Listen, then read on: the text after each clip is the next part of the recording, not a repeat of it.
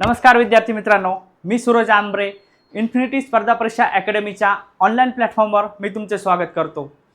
आपण एमपीएससी संदर्भामध्ये जे काही 4 महत्त्वाचे बदल झालेले आहेत ते बदल आपण या ठिकाणी बघणार आहोत। ऑप्टिंग आउट असेल, त्यानंतर प्रतीक्षा यादी ठेवण्याचा निर्णय असेल, त्यानंतर क्लर्क आणि कर सहाय्यक या पदासाठी टायपिंग टेस्ट रद्द झालेले आहे ते असेल, आणि याचबरोबर निवड कशी होणार हे आपण या व्हिडिओच्या माध्यमातून बघणार आहोत। व्हिडिओ शेवटपर्यंत नक्की बघा आणि तुमचे जे प्रश्न असतील ते नक्कीच मला कमेंट करा। यामध्ये एमपीएससीचे महत्त्वाचे निर्णय आलेले आहे, म्हणजे जीआर आलेले आहेत, आणि या जीआरच्या माध्यमातून साधारणपणे आताच ऑप्टिंग आउट हा पर्याय रद्द करण्यात आलेला आहे। त्याचबरोबर प्रतीक्षा यादी ठेवण्याचा निर्णय घेण्यात आलेला आहे। लिपिक टंकलेखक जे काही पद आहे आपलं, आणि त्याचबरोबर अजून कोणत्या पदाला हा निर्णय ठेवण्यात आलेला आहे आपण ते या व्हिडिओच्या माध्यमातून बघणार आहोत।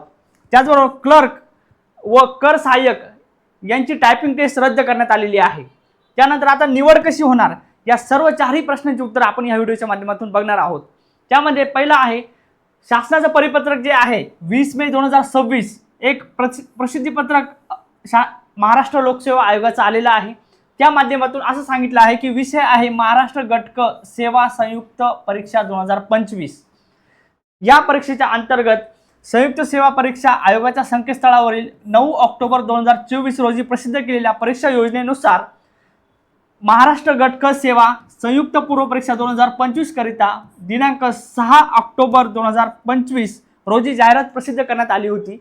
आणि या जाहिरातीमध्ये साधारणपणे गट सेवा संयुक्त परीक्षेतील लिपिक टंकलेखक व कर सहाय्यक संवर्गासाठी घेण्यात येणारी टंकलेखन कौशल्य चाचणी आणि सर्व संवर्गासाठी भरती प्रक्रियेतून बाहेर पडणे म्हणजेच ऑप्टिंग आउट आणि संमती विकल्प म्हणजेच गिव्ह अप एक्सेप्टेड हा पर्याय रद्द करण्यात आलेला आहे। महाराष्ट्र लोकसेवा आयोगाचे हे प्रसिद्धीपत्रक आहे, आणि त्यामध्ये लिपिक टंकलेखक संवर्गाकरिता प्रतीक्षा यादी ठेवण्याबाबत आयोगाने निर्णय घेतला आहे। म्हणजेच लिपिक टंकलेखक ह्या एकमेव पदासाठी साधारणपणे या ठिकाणी दिसून येतं की आपल्याला प्रतीक्षा यादी ही राहणार आहे।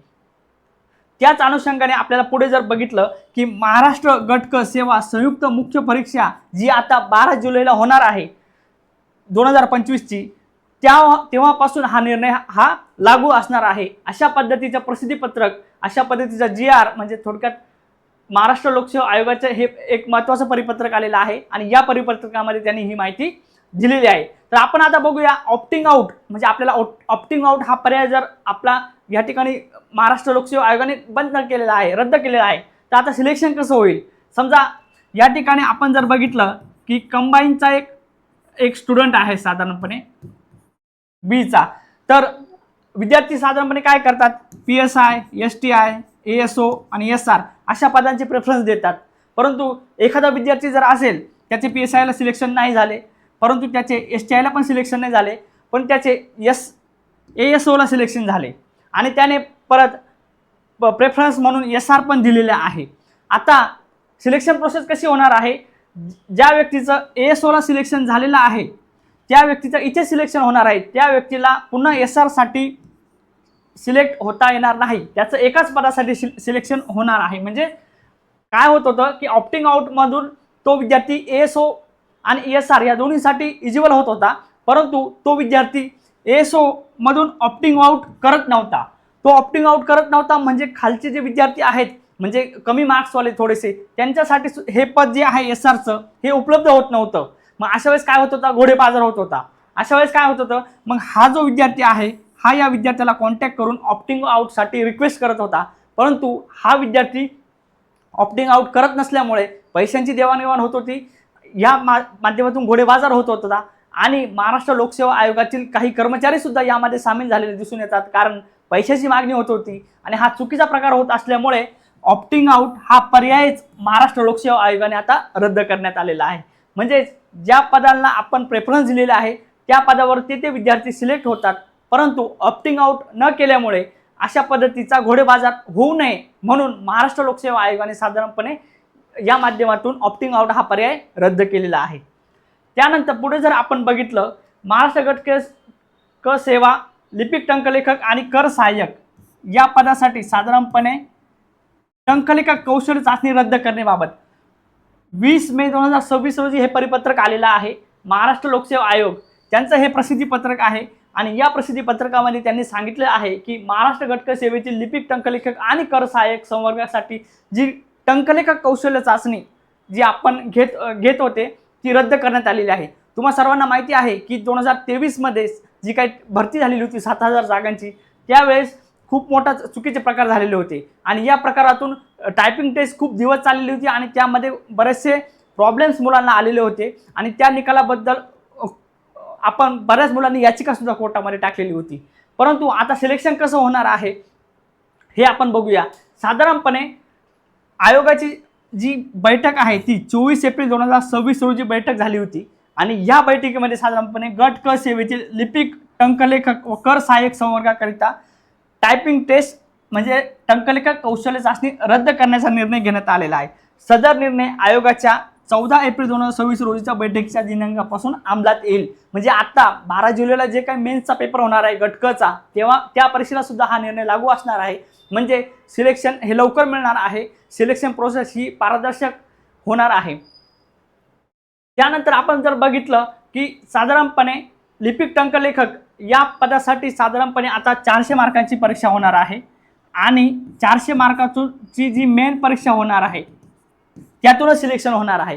म्हणजे 40 मार्काची जी काही टायपिंग टेस्ट होती आपली ती आता या ठिकाणी रद्द करण्यात आलेली आहे। जे विद्यार्थी मेनच्या परीक्षेमध्ये चांगले मार्क्स मिळवतील त्या विद्यार्थ्यांचं डायरेक्ट सिलेक्शन होणार आहे। म्हणजे ही परीक्षा जी आहे, हे काही जे पद जे आहे ते पारदर्शकपणे आणि लवकर आपल्याला जॉईनिंग मिळण्यासाठी सर्व विद्यार्थी मित्रांसाठी हा एक खूप चांगला निर्णय आहे। त्यानंतर पुढे जर आपण बघितलं प्रतीक्षा यादी आणि प्राधान्यक्रम, आता या ठिकाणी ही जी काही पदं दिलेली आहेत गट क ची ही जी पदं आहे या गट क च्या पदांपैकी फक्त एकच पद जे आहे लिपिक टंकलेखक प्रतीक्षा यादी, लिपिक टंकलेखक या पदाला 2 वर्षासाठी प्रतीक्षा यादी असणार आहे, कारण हे बहुसंवर्गातील पद आहे। बाकी जे पद आहेत ती एकल संवर्गातील आहे, यामध्ये एक्साइज PSI असेल, टॅक्स असिस्टन्स असेल, इंडस्ट्रियल ऑफिसर असेल, त्यानंतर टेक्निकल असिस्टन्स असेल। प्रतीक्षा यादी ही फक्त लिपिक टंकलेखक या पदासाठी सध्या असणार आहे। बाकी पदांसाठी जर काही अपडेट आली किंवा काही प्रसिद्धी पत्रक जर आले तर तुम्हाला नक्कीच या व्हिडिओच्या माध्यमातून सांगितलं जाईल। इन्फिनिटी स्पर्धा परीक्षा इन्फिनिटीच्या ऑनलाईन प्लॅटफॉर्मवर तुम्हाला नक्कीच अपडेट मिळवली जाईल। त्या अशा या पदांसाठी साधारणपणे अजून प्रतीक्षा यादी आलेली नाही, परंतु लिपिक टंकलेखक या पदास एकमेव पदासाठी 2 वर्ष प्रतीक्षा यादी ही असणार आहे।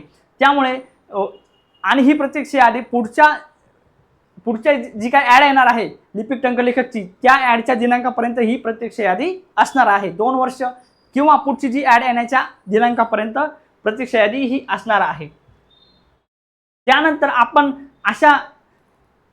त्यानंतर इन्फिनिटी स्पर्धा परीक्षा अकॅडमीच्या प्लॅटफॉर्मवर साधारणपणे सरळ सेवा आणि महानगरपालिका या संदर्भात आपल्याकडे बॅचेस सुरू करण्यात आलेले आहेत। सर्व विषयांची सर्वसमावेशक तयारी आणि ऑनलाईन रेकॉर्डेड बॅच आपल्याकडे सुरू करण्यात आलेली आहे। 1 वर्ष व्हॅलिडिटी असणारी ही बॅच आहे आणि या बॅचला एनरोल करण्यासाठी आत्ताच इन्फिनिटी स्पर्धा परीक्षा अकॅडमी हे ॲप डाउनलोड करा आणि अधिक माहितीसाठी खाली दिलेल्या नंबरवर संपर्क करा। धन्यवाद।